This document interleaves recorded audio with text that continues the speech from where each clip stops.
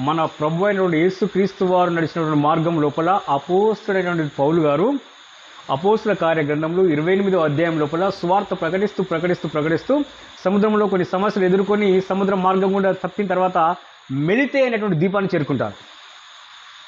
Melite అనేటువంటి దీపాన్ని చేరుకున్నప్పుడు అక్కడ ఇలాగే వర్షం పడి చల్లగా ఉన్నందున అక్కడి ప్రజలందరూ అనాగరికమైన ప్రజలు, నాగరికత తెలియని వారు. చూడండి, నాగరికత తెలియని వారు అంటే వారికి ఏది మంచో ఏది చెడో తెలియదు. అలాంటి వారిని అనాగరికులు అని సంబోధించారు. వారికి నాగరికతతో సంబంధం లేదు. అప్పటికి అజ్ఞాన కాలంలో అని అర్థం. అలాంటి అనాగరికులు ఏం చేశారనగా పౌలు గారు ఆ మంట దగ్గర కూర్చొని, నిప్పురాజు పెట్టినట్టు మంట దగ్గర కూర్చొని ఒక మోపెడి పుల్ల ఏర్కొచ్చి ఆ మంట మీద వేసినప్పుడు ఇంకా మంట ఎక్కువగా వచ్చి ఆ వేడికి ఒక పక్కన సర్పం బయటకు వచ్చి ఆయన చేతికి వేలాడింది. అప్పుడు అన్నారు అనాగరికులు ఏమన్నారు అనగా, అతడు సముద్రము నుండి తప్పించుకున్నాడు కానీ న్యాయం అతనిని, ధర్మదేవత అతనిని ఏ టైంలో ఏమి చేయను అతన్ని విడిచిపెట్టదు అని ఆయన కూర్చున్న సమయం తెల్లవారుజాము దాకా ఆయన చూసుకుంటున్నారు. ఎప్పుడు చచ్చిపోతాడో, ఎప్పుడు పౌలుకి ఏమైందో, ఎప్పుడు మనిషి వాస్తాడో అని. యాజ్ టీజ్గా ఈ కాలాన కూడా ఏం చేస్తారు అనంటే అనాగరికులు, అజ్ఞానులు, జ్ఞానం లేని వారు, బుద్ధి లేని వారు, తెలివి తక్కువ వారు ఏం చేస్తారు అనగా ఎప్పుడు ఏం జరుగునో జరిగేదేంట్రా. ఒరే, దేవుడు నాటని ప్రతి మొక్క పెరికివేయబడుతుంది. పరలోకమందున్న నా తండ్రి నాటని ప్రతి మొక్క పెరికివేయబడుతుంది. అంతేకాదు, దేవుడు భూమి పునాదులు పుట్టక మునుపు, తల్లి గర్భమందు నిర్మించక మునుపు ఏర్పరచుకున్నట్లయితే దానిని ఎవడూ ఆపలేడు. ఈ భూమి సృష్టి మొదలుకొని దేవుని రాకడ వరకు ఎంతమంది దైవజనులను దేవుడు హెచ్చించాడో, ఎంతమందిని హెచ్చించి ఎంత గొప్పగా చేశాడో, వారిని ఆటంకపరిచేవాడి సృష్టిలో ఎవడూ లేడు. ఎన్ని వ్యతిరేకమైన ప్రార్థన చేసినా, ఎన్ని దేవుని దగ్గర కపట ప్రార్థన చేసినా కూడా దేవుడు ఆకాశం నవ్వుతాడు, చిరునవ్వు నవ్వుతాడు. ఎన్ని కొండెములు చెప్పినా దేవుడు నవ్వుతాడు.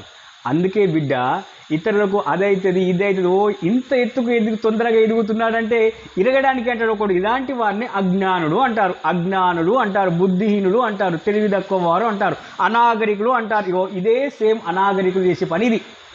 అందుకే దేవుడు చేయు కార్యము, సైన్యములకు అధిపతి యెహోవా చేయు కార్యం కొరకై కనిపెట్టుకుని చూడు. పులిని చూసి నక్క వాత పెట్టుకున్నట్టు వాళ్ళని చూసి ఇలా చేయాలి, వీళ్ళని చూసి అలా చేయాలి. ఒరే, ఎవడు ఏ స్థితిలో పిలువబడ్డాడో ఆ స్థితి అంటే దేవుడితో సహవాసం కలిగి ఉండాలి. అది దేవుడు, నేను ఎవరిని హెచ్చించగోరునో వాణ్ణే హెచ్చించానన్నాడు, ఎవరిని తగ్గించగోరునో వాణ్ణే తగ్గించానన్నాడు, ఎవరిని ఘనపరచకూడదునో వాణ్ణే ఘనపరచానన్నాడు, ఎవరిని అణిచివేసానో వాణ్ణి అణిచివేశానన్నాడు. ఇది అందుకే ఈ యొక్క మెలితే దీపం లాంటి సేమ్ మీరు ఆ మెలితే దీపం కంటే అద్మానమైనటువంటి పరిస్థితిలో ఉన్నారు. ఈ మెలితే దీపంలో ఉన్నటువంటి అడవిలో ఉన్నటువంటి అనాగరికుల కంటే ఇప్పుడు మీరు ఇంకా అనాగరికులు. మీరు బండ మీద పోతున్నారు, కార్లలో పోతున్నారు, బస్సు ఎక్కుతున్నారు, మీకు సెల్ ఫోన్ వాడుతున్నారు, కానీ ఇంకా వీరికంటే బుద్ధిహీనులు, వీరికంటే అనాగరికులు అన్నాడు. ఎందుకంటే ఆ అజ్ఞాన కాలంలో వారు చేసిందంటే ఓకే, అప్పుడు దేవుడు చూసినట్టుగా చూశాడు. ఇంతటి విజ్ఞాన కాలంలో విజ్ఞానం కలిగిన మనుషులు మీరు కూడా ఇలా చేశారంటే మీరు అంతకంటే బుద్ధిహీనులు అని నిశ్చయంగా నీతో నేను చెప్పుచున్నాను. అందుకే ప్రియమైనటువంటి దేవుని బిడ్డ ఏం చేయాలి? సైన్యములకు అధిపతి యెహోవా ఏమి కార్యము చేయను అని కనిపెట్టుకొని చూడు. అంతేకాని అలా అవుతుందా, ఇలా అవుతుందా, పౌలు గారి శరీరం వార్తదా, ఎప్పుడు ఏమవుతుందో, ధర్మదేవుడు ఏది ఏమి చేయదు. ఆకాశంలో దేవుని హస్తం తోడైనంతకాలం దావీదుతో అన్నాడు, నీ హృదయం అందున్నదంతా చేయమన్నాడు. ఏది మంచి అనిపిస్తుందో చేయమని. మంచి చేసినంత కాలం దేవుడు తోడైంటాడు.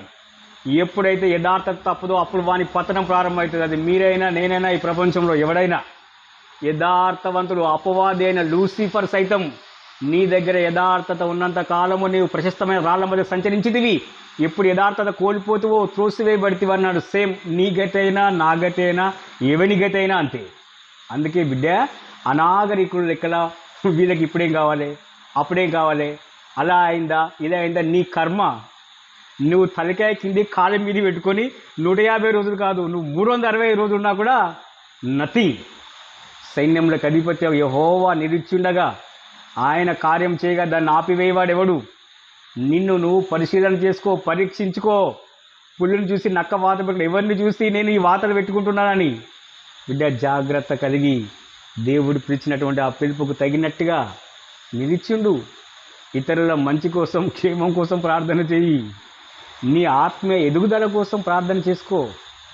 ఈ సర్వలోకం కోసం పాపుల నిమిత్తమే ప్రార్థన చేయి, దేవుని సన్నిధానంలో రక్షణ పొందుకున్నట్లుగా. అంతేగాని వాళ్ళు పెట్టుకున్నారు, వీళ్ళు పెట్టుకున్నారు, వాళ్ళ కోసం నేనుండాలి, వీళ్ళ నేనుండాలి, ఇదన్నీ కూడా ఊహించలేనిటువంటి విషయాలు. అందుకే బిడ్డ, దేవుని మహోన్నతమైన కృప కొరకు కనిపెట్టుకొని నిలిచిండు. దేవుని యొక్క మహోన్నతమైన కృప మనందరికీ తోడే నడిపించును గాక. ఆమేన్, ఆమేన్, ఆమేన్.